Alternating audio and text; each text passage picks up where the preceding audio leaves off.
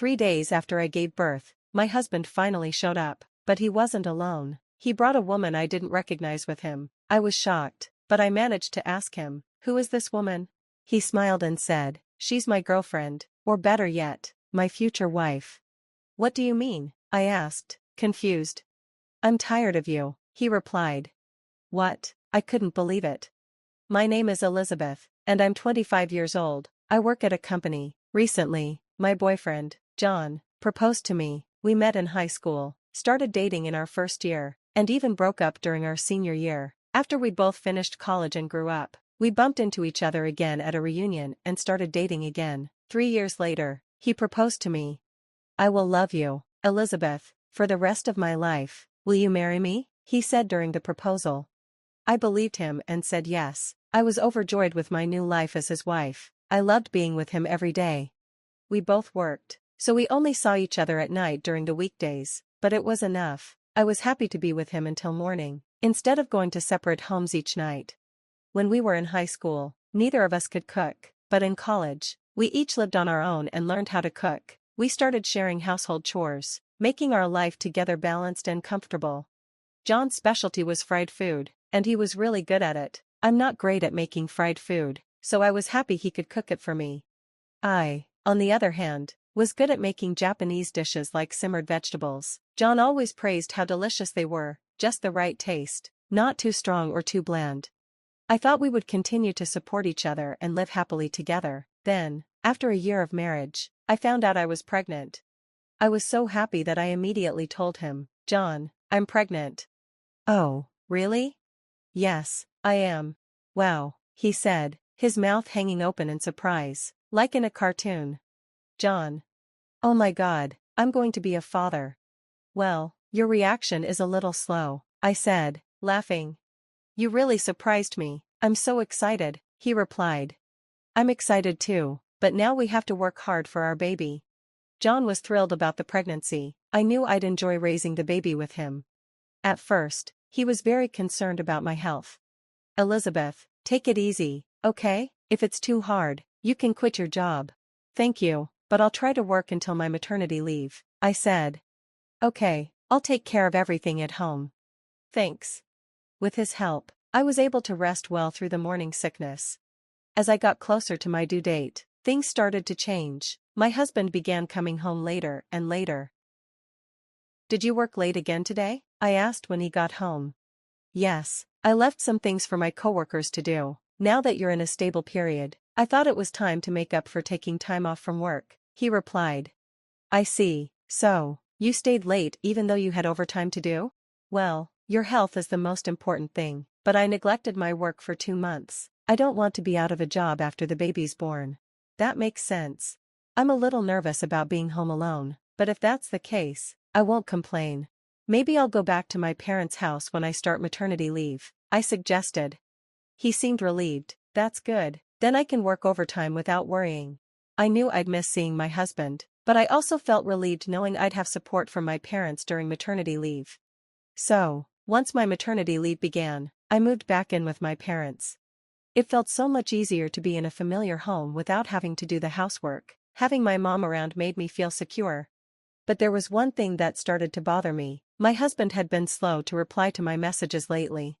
Before, no matter how busy he was, he always replied the same day. Even when I had morning sickness, he would always get back to me quickly. But now, his responses were taking a day or even two, and they felt short and distant. The other day, I sent him a message asking if he was still busy at work and reminded him not to overwork himself. His response was just, "Yeah." I started to worry since I didn't see him anymore, but I knew I shouldn't stress about it since I was pregnant. So, I decided not to dwell on it and tried to focus on staying positive, thinking about life after the baby was born. I bought lots of baby things. "Oh, you're buying too much," my mom joked. "No, we need everything to make sure the baby is safe and comfortable," I said. "You're so excited about your first grandchild," my dad added. "You're the one who keeps asking the shop assistants questions," I laughed. "Thank you, Mom and Dad," I said, feeling grateful for their support. Even though my husband wasn't replying much, I stayed focused and happy, waiting for the baby's arrival.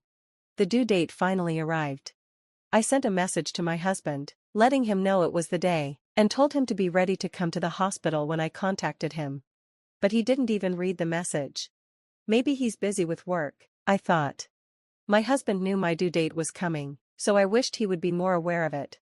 As my labor pains began, we went to the hospital. I was finally going to have the baby. I couldn't call my husband myself, so I asked my mom to leave him a voicemail about the delivery. But still, he didn't show up that night. He didn't return any of my calls. I went up to the delivery table without him. The birth was harder and longer than I expected. The baby's umbilical cord was wrapped around her neck, which made the delivery difficult. It took almost a full day after the contractions started for her to finally be born. But when I saw my baby girl and held her in my arms, all the pain and exhaustion disappeared. She was beautiful. "You did your best to come into the world, didn't you?" I whispered to her. I said goodbye to my baby for a moment, then lay down to rest after the long hours of labor. I woke up in my hospital bed to find my mom sitting by my side. "How are you feeling?" she asked. "I'm okay, I feel pretty good," I replied. "I'm glad to hear that. Mom, what's wrong? You don't look well."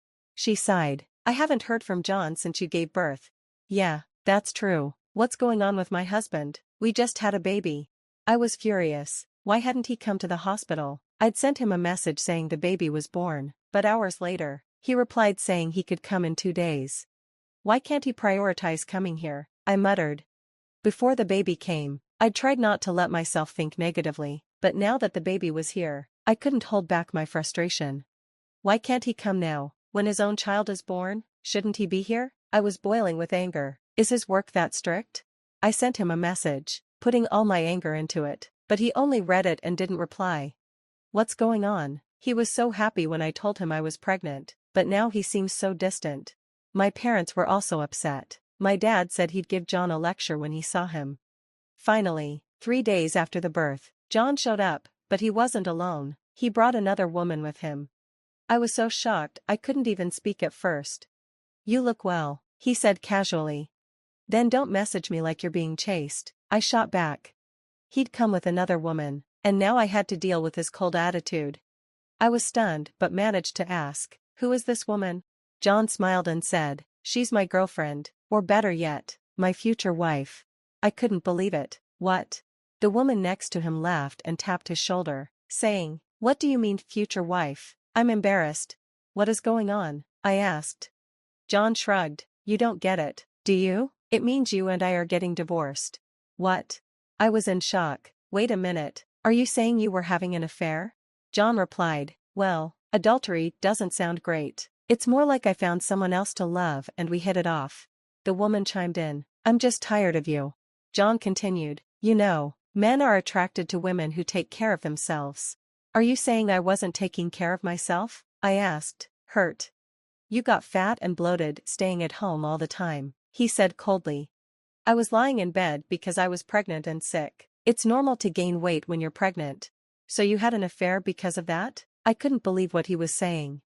"I don't have romantic feelings for you anymore," he said, turning to the other woman. "I met someone better." They started flirting in front of me. "I've had enough," I muttered. "Okay, I'm done. Just get the divorce and leave already," he snapped. "I'll leave without you having to tell me," I said, trying to hold it together. And with that, John and the other woman walked out of the room, without even looking at our baby. He didn't even ask about the baby's gender. It was clear he didn't care anymore. I was left there, mentally drained, feeling like I was going to have to raise our child alone. As I sat there, feeling down, the door to my room opened. "Huh?" I jumped, startled. It was John's mother, my mother-in-law, who walked in. "What are you doing here?" I asked. "Elizabeth, I'm so sorry for my stupid son," she said, her voice full of regret. Apparently, she had seen John and his new lover in the parking lot. After questioning him, he told her exactly what he had told me. She said she sent the woman home and then dragged John to the hospital to face me. "How could you do this? You had an affair with another woman while your pregnant wife was waiting for you, and now you want a divorce?" My mother-in-law's voice was full of disbelief and anger. "You have no idea how many times your father would have hit you if he were still here."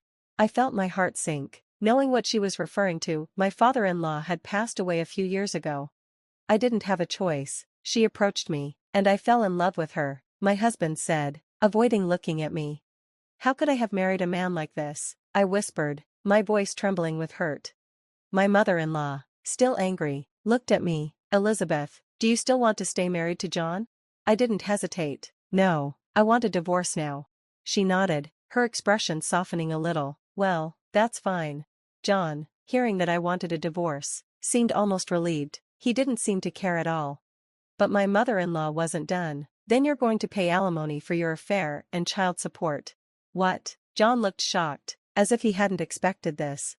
Of course, she continued, you committed adultery. You need to take responsibility for that. And if you divorce Elizabeth, I'll stop sending you money. John was baffled. What do you mean, sending money? My mother-in-law shot him a look of disbelief. Elizabeth didn't know about this? His income is so low that he asked me to send him a few $1,000s every month to support his life with you. I was stunned. I had no idea. John had a low salary, but I had always made more than him. I was the one covering for his lack of income, and now I found out that he'd been using the money his mother sent him to fund his affair. My mother-in-law's anger flared. I'm going to make you pay me back every penny I've given you. I'll cut all ties with you. Don't ever come back to my house again. John tried to protest, but she wasn't having it. Elizabeth, I'm so sorry for this mess. I'll help you find a good divorce attorney. You can take as much as you want from this guy. Thank you, I said, feeling a sense of relief that I wasn't facing this alone. My mother-in-law left with John, and I knew I had to get everything I was owed. I demanded divorce alimony and child support from John, and of course, I also went after his adulterous partner.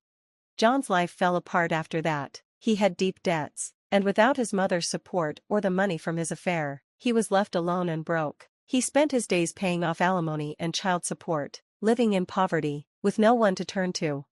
As for me, I moved forward. I returned to work as a single mother, doing my best to raise my child and give her a good life. I stayed in touch with my mother-in-law, who was now a part of my life and my daughter's life.